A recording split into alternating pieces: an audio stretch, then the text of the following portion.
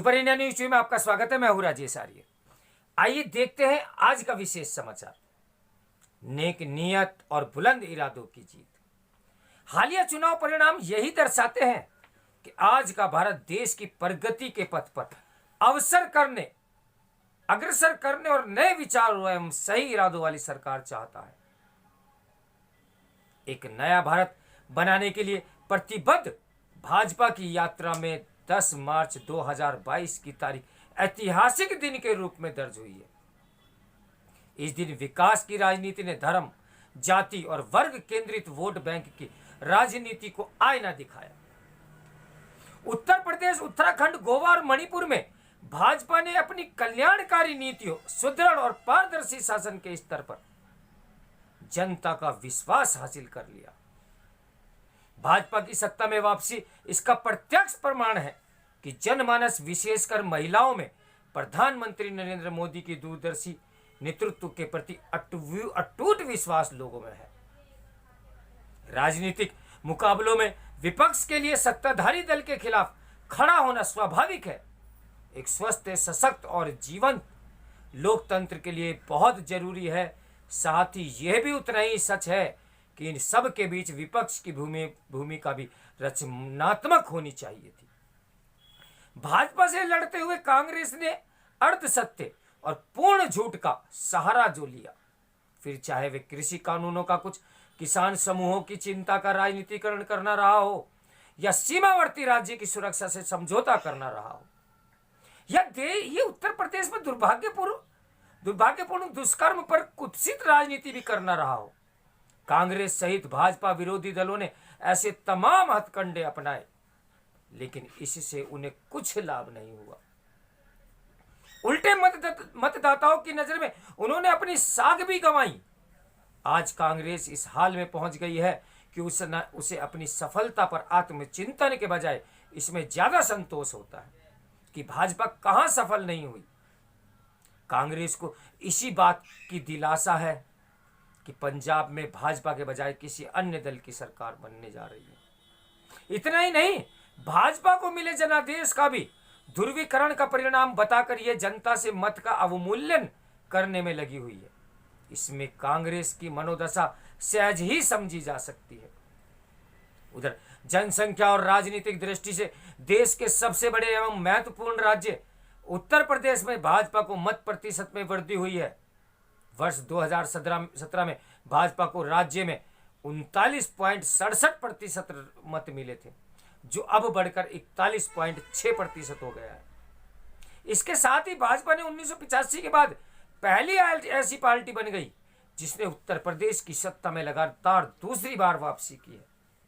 जबकि पंजाब में आम आदमी पार्टी यानी आप को भी 42% मत प्राप्त हुए, लेकिन वह भारी सत्ता विरोधी रुझान का परिणाम रहा है, क्योंकि वहां जनता में कांग्रेस सरकार के प्रति गहरा आक्रोश था। इस नाते भी उत्तर प्रदेश में भाजपा की जीत कहीं ज्यादा महत्वपूर्ण है, क्योंकि यहां जनता ने सरकार को वापस लाने के लिए मतदान किया।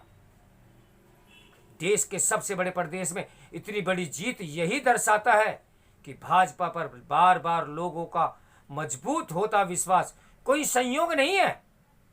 उत्तर प्रदेश में पहले 2014 के आम चुनाव, फिर 2017 के विधानसभा चुनाव, उसके बाद 2019 के आम चुनाव और अब विधानसभा चुनाव में मिली भारी जनादेश यही बताता है कि जनता मोदी जी का सुशासन और डबल इंजन वाली सरकार ही चाहती है। पूर्वोत्तर में असम के बाद मणिपुर ने भी भाजपा पर फिर से विश्वास जताया और पूरा जनादेश दिया। मणिपुर में 2017 के बाद से कोई बम विस्फोट नहीं हुआ, कोई कर्फ्यू देखने को नहीं मिला। इससे लोगों का भरोसा ही तो मजबूत हुआ है।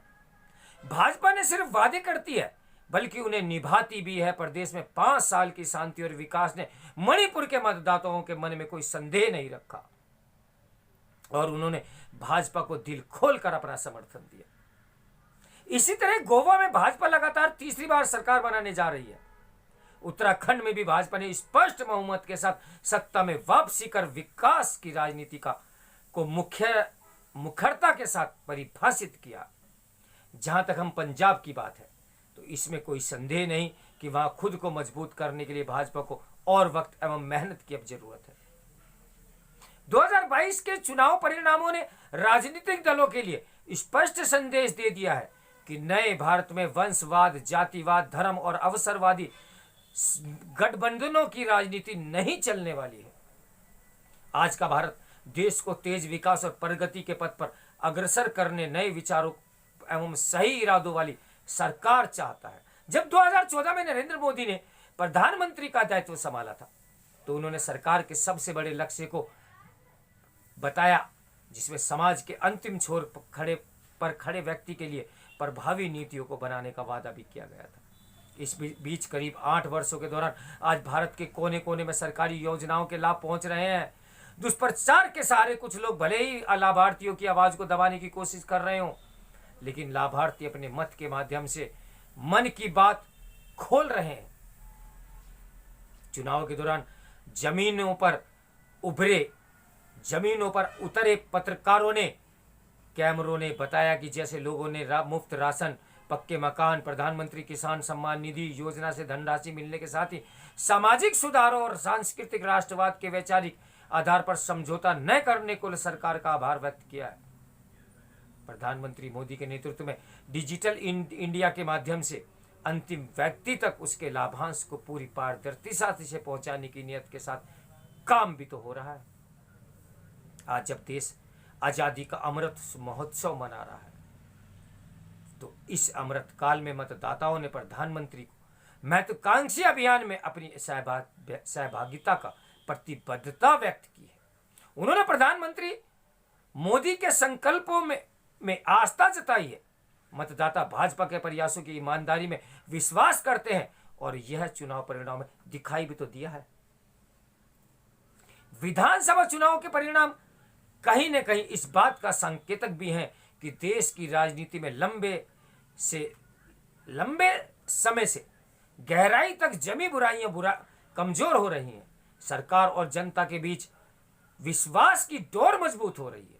जन भागीदारी की अवधारणा को बल मिल रहा है। अंतिम पायदान पर खड़े गरीब व्यक्ति के मन में यह विश्वास मजबूत हुआ है कि यह सरकार उनकी है, उनके लिए है और उनके द्वारा है। यह प्रधानमंत्री मोदी के नए भारत की यात्रा है, जिसमें भारत का भविष्य स्पष्ट रूप से उज्जवल है। इस समाचार के लेखक हैं केंद्रीय पर्यावरण, वन एवं जलवायु परिवर्तन और श्रम एवं रोजगार मंत्री भूपेंद्र यादव। तो मेरे साथ बने रहिए सुपर इंडिया न्यूज़ टीवी की ब्रेकिंग न्यूज के लिए। नमस्कार, हम हैं राजेश आर्य।